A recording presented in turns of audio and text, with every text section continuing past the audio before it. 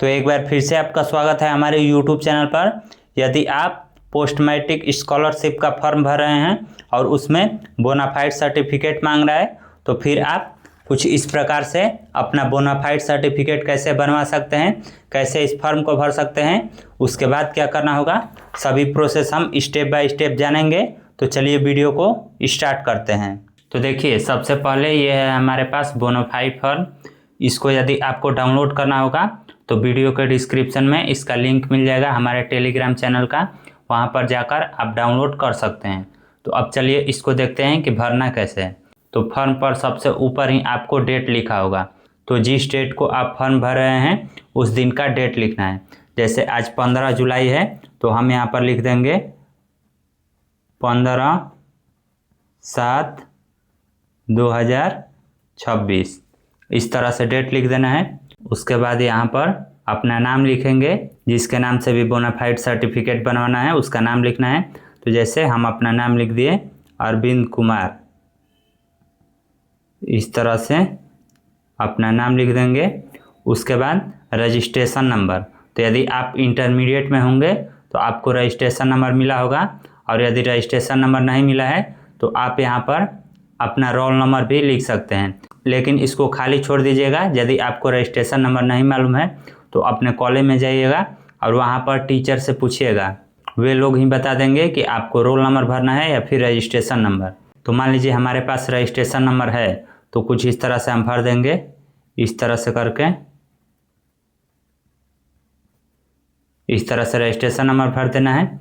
फिर उसके बाद यहाँ पर सेमेस्टर या ईयर, तो यदि आप ग्रेजुएशन में हैं तो जिस सेमेस्टर में है उस सेमेस्टर का नाम लिखिए, या फिर जिस ईयर में है उस ईयर का नाम लिखिए।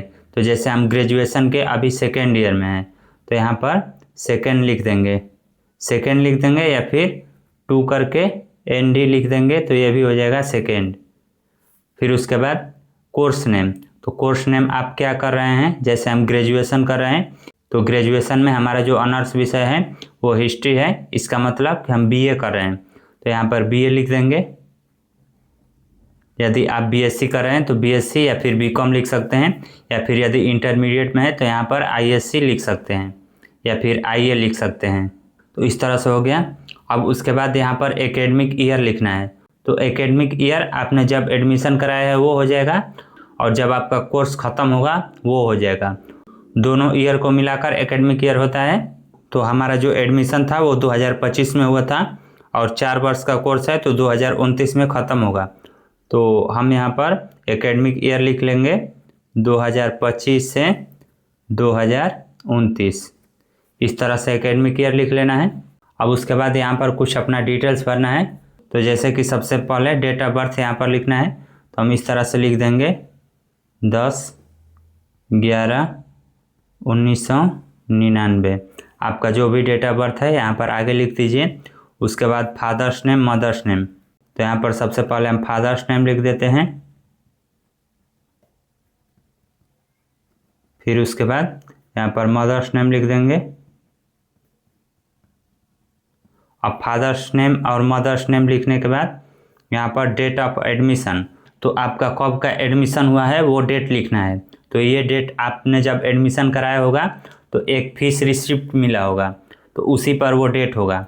तो जैसे हमने एडमिशन कराया है 13 मई 2025, तो ये डेट हो गया। और expected year of course completion, यानी कि यह कोर्स लगभग में कब ख़त्म होगा वो डेट लिखना है। तो यहाँ पर आप कोई भी अनुमानित डेट लिख दीजिए 2029 का। जैसे हम यहाँ पर 26/4/2029 लिख दिए। तो इस तरह से आपको डेट लिख लेना है। जो एडमिशन डेट होगा वो आपको सही लिखना है। ये जब आप एडमिशन कराए होंगे तो एक फीस रिसिप्ट मिला होगा, उस पर डेट लिखा होगा, तो वो डेट सही सही लिखना है। लेकिन ये वाला जो डेट है ये आपको अनुमानित डेट ही लिखना है, कब आपका कोर्स लगभग में ख़त्म होगा। अब इतना सारा भरने के बाद आपको कुछ भी नहीं भरना है, आपका काम अब हो गया। अब उसके बाद आपको क्या करना है कि इसको लेकर अपने कॉलेज में जाना है, और फिर वहाँ पर अपने प्रिंसिपल को या फिर टीचर को दे देना है। वे लोग आपका डिटेल्स ये सब जो आप भरे हैं वो वेरीफाई करेंगे, और फिर उसके बाद यहाँ पर अपना सिग्नेचर और मोहर मारेंगे और फिर आपको दे देंगे। फिर उसके बाद जब आप पोस्ट मैट्रिक स्कॉलरशिप का फॉर्म ऑनलाइन भरेंगे तो वहाँ पर इसको स्कैन करके अपलोड करना होगा। अब बहुत से स्कूल या कॉलेज में इस प्रकार का जो बोनाफाइड फॉर्मेट है वे लोग एक्सेप्ट नहीं करते हैं। तो ऐसी स्थिति में आपको क्या करना है कि अपने कॉलेज के आसपास में जो साइबर कैफ़े होगा वहाँ पर जाना है और बोलना है कि हमें इस कॉलेज का बोनाफाइड सर्टिफिकेट का फॉर्म चाहिए। फिर वे लोग प्रिंट करके वो फॉर्म देंगे।